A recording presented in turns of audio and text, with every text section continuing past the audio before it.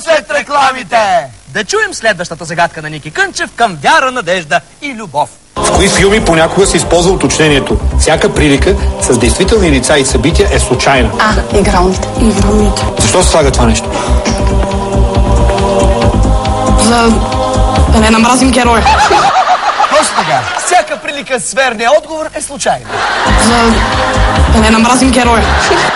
Първият регистриран случай на коя смъртоносна болест е през 80-те години на 20 век? На миналия. Малария, чума, спин, туберкулоза. Аз мисля, че е Б. Чумата да ме тръщне! Аз мислех, че е заушка. Какво представлява според вас маларията? От какво се хваща? Малария, като нечистокотност ли какво е? Туберкулозата? Когато не е чисто наоколо. Едното от нечистоплътност, другото от завързеност, третото, когато не е чисто. Несмение на инжекции. На инжекции, туберкулоза. Добре. Менов, хакни ми една инжекция да издържа до край.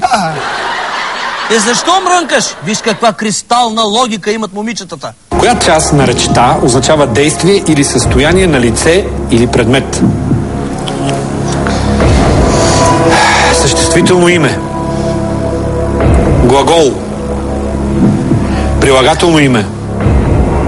Местоимение.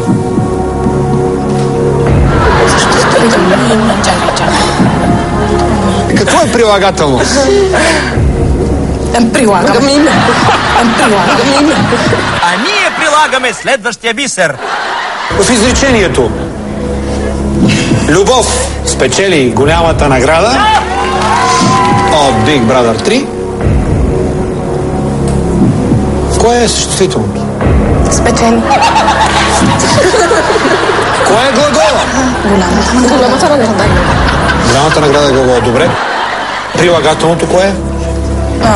Любов. Рачков, дай да те изпитам. В изречението тризначките размишляват върху въпросите, коя дума е излишна? Размишляват.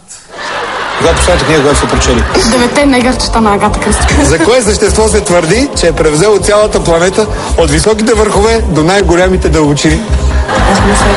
Какво представлява според вас маларията? Нечистокотност ли какво е? Какво е прилагателно? Прилагаме име.